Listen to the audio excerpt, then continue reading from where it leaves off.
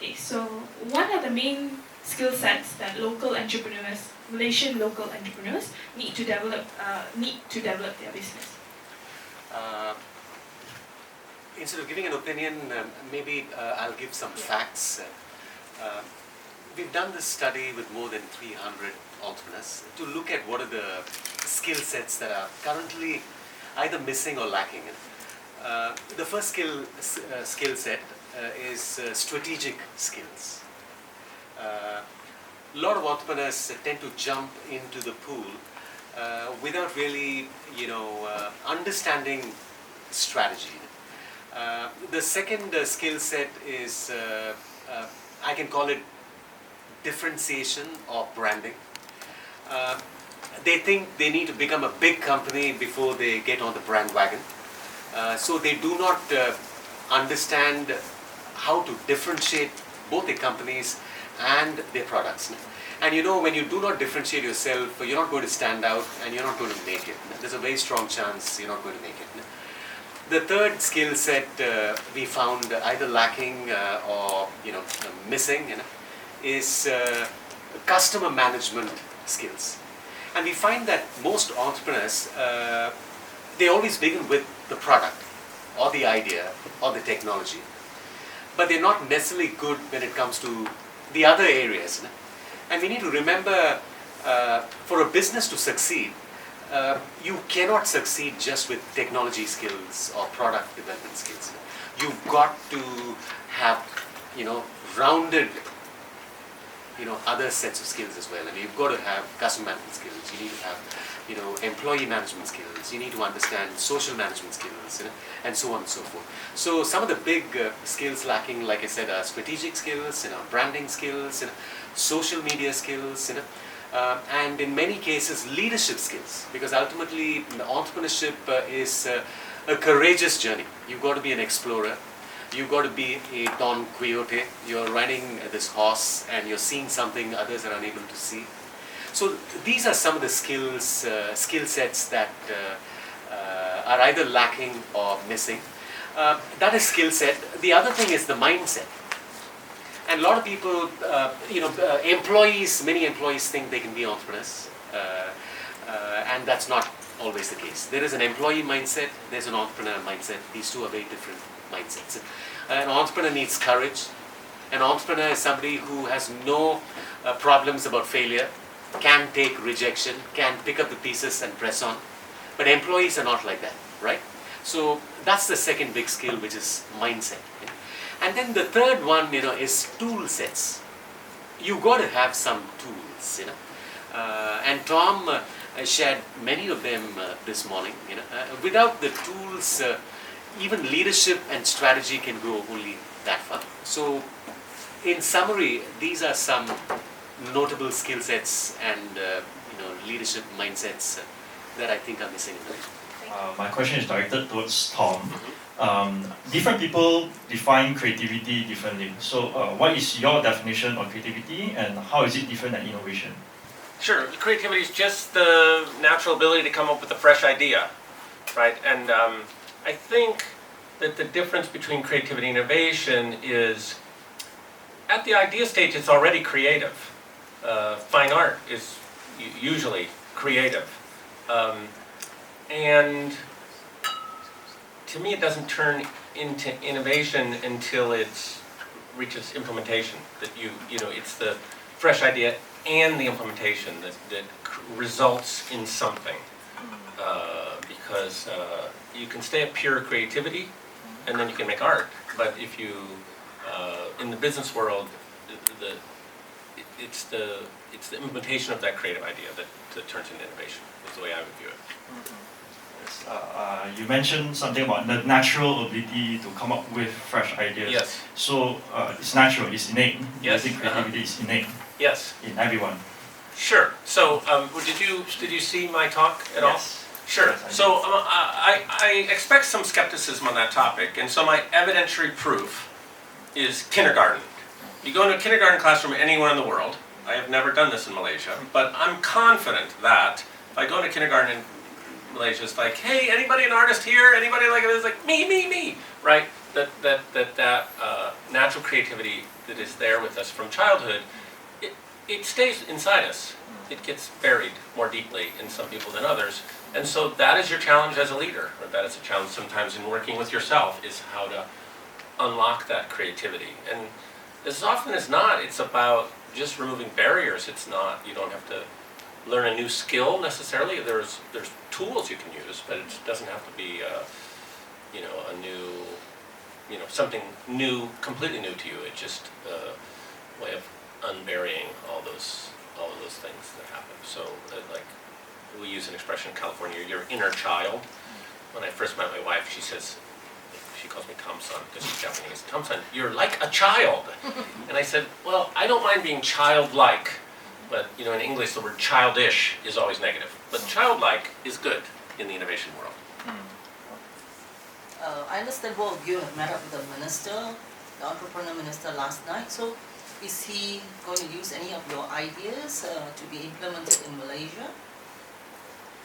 Even from Karthik's side, or what you have implemented in schools in Peru, or Silicon Valley, are they considering any of those? I can answer my side of that, but I will leave the main point of that question to me, which is he seemed unusually excited or interested in the content of both of our work. And so, in my experience with governments, they're not always in listening mode even.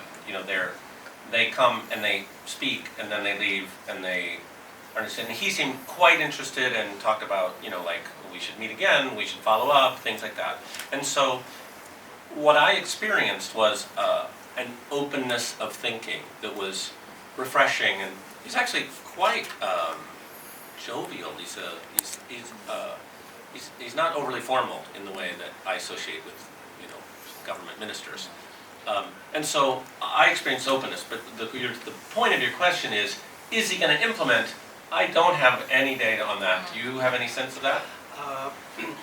Firstly, he was not only delighted, he was very excited that someone like Tom Kelly was coming to Malaysia, and a lot of entrepreneurs were turning up to listen to that. And so he went out of his way, in spite of the fact that he had a cabinet meeting, he went out of the way to ensure that he was there for the dinner. You had 60 people sitting at the dinner, all entrepreneurs, and he made it very, very clear that innovation is the top priority. The only way forward for Malaysia is innovation. That tells you a lot, right? The second thing he also made it very obvious was this, that he would like to collaborate, look at ways to collaborate with us, not just Global Entrepreneur Exchange. He even spoke to Tom Kelly. He said, I'd love for Tom to play some part. Nothing is crystal concrete yet, but the fact that he's made his intentions unequivocally clear, that he would like to collaborate, he would like innovation to be top of the agenda as far as his ministry is concerned. And most important, this was my perspective, I'm meeting him for the first time as well. I saw in him someone who is very open. I did not see a politician talking. I saw a technocrat genuinely interested in the state of the entrepreneurship of the country. He has set ambitious goals, the NEP, National, Entrepreneur Policy. He also has set a roadmap, aggressive targets. All this seems to point that he is completely on board, not only with many things we are doing, he actually wants to, do some form of collaboration, not, definitely with Tom, and of course Tom is a very, very busy man, so he wants to do something concrete, but there's nothing, tangible that's been worked out yet. You mentioned a couple of times his goals for increasing the percentage of the economy of Malaysia that comes from entrepreneurship or SMEs, which I found super encouraging. And there's data that says that for every 1% more entrepreneurship in the mix of a nation's economy, you get about 0.5% increase in annual GDP growth. So if, in fact, through the influence of government and a lot of hard work by Malaysian companies, you can actually go from 38% to 50% coming from GDP, coming from entrepreneurship. The data suggests, but not, it's not 100% causal link, but that would increase the growth rate of the national economy significantly, which would be great. And you've got to understand that this ministry did not exist, 5 years ago, even 3 years ago. The fact that the government has created a ministry, it's a unique ministry, Entrepreneur Development Ministry, is a rather unusual ministry. I haven't really seen a ministry like this in many countries, right? The fact that even that they've set up a ministry like this clearly points to the fact that this government is serious, and they've also invested serious money. Like I was told by the minister that over 13 billion ringgit, which is roughly 4 billion or so US dollars, has been invested into 150 entrepreneurial programs, and that's a lot of money. And this minister definitely was largely instrumental in making this happen. So it's very clear what the intentions are. But Mr. Karthik, do you think that there is a lack of proper guidelines or mentorship available for entrepreneurs in Malaysia? See, I'm never someone who passes a judgment on any country. I would rather get deep into what's really happening before you comment on a question like that. But if I were to step back, having worked across many countries, what I can say is this: in Malaysia, there is an ecosystem that the government has seriously invested in. They've got SME Corp just to help SMEs. They've got an SME bank to bankroll SMEs. They've got a single point portal where any SME can get on board to seek help, guidance in terms of skill sets, grants, what have you. There are many agencies under this ministry that give a lot of grants. They give you market access, whether it's B2C, B2B, or it's B2G, G2C. So there are these multilateral opportunities the government is giving. Now, there are a few areas which I believe, where we can do better. Of course, you can't do everything, right? There are some areas where we definitely can do better. One area is mentorship, where entrepreneurs mentor other entrepreneurs. See, there is a very big difference. This is what I've learned. An entrepreneur would prefer to learn from another better, bigger entrepreneur than an academic or an expert or a consultant, right? Because it's an entrepreneur, because they learn from entrepreneurs. They, emulate role model entrepreneurs. So I think there's got to be a entrepreneur-based mentorship program. Right now, it's largely government-driven. The government has done a lot. Don't get me wrong.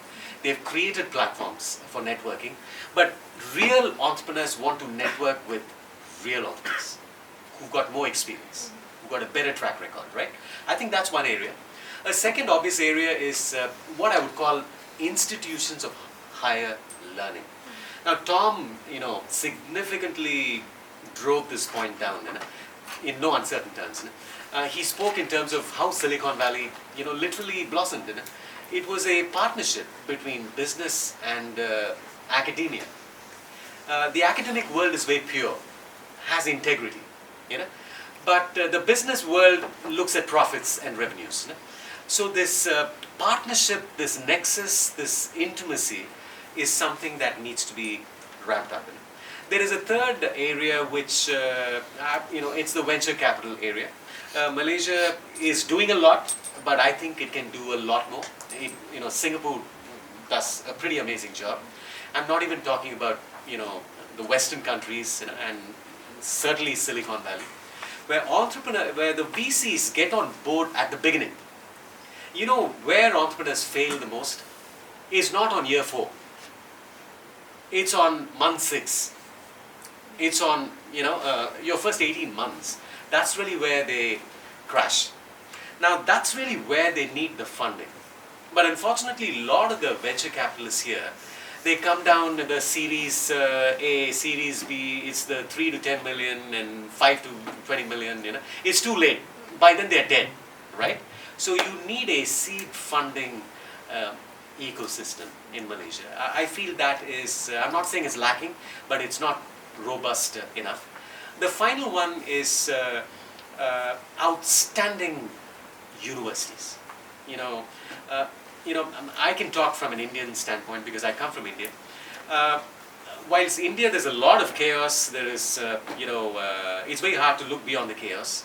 But if you look at education, you will find that if you take Sundar Pichai of Google, take a wild guess, he's from IIT. Take Satya Nadella. I mean, these two companies, like Microsoft has a valuation of more than $1 trillion. Take a wild guess, he's from the Indian Institute of Technology. Now, if you look at Indra Nooyi, she was the chairman of Pepsi.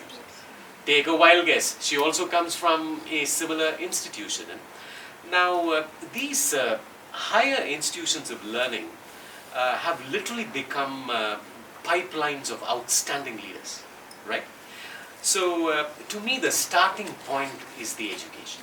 Right now, I'll say, the question I'm going to ask is how many top education institutions and universities in Malaysia figure in the top 10 in Asia? The answer is none. How many of them figure in the top 20? The answer is none. How many of them figure in the top 50 in the world? The answer is none. So there is a lot to learn from Singapore, for instance, in this respect, because they've gone about fixing this infrastructure. Education is the beginning. That's why Stanford is not an accident. Anywhere in the United States, in India, and look at Tsinghua, like IDEO, is spending a lot of time. And imagine someone like Tom going to a university, which is so far away in Beijing, and creating this program. So I think the answer, the source lies in the universities. Malaysia has got good universities, but we need great universities. So I think that is a huge area to look at. But I look at it from a distance, and this is what I'm going to say. We cannot boil the entire ocean. We've got to start somewhere, and I think the government has started in the right place. Now it's time to prioritize, and education has got to be a top priority.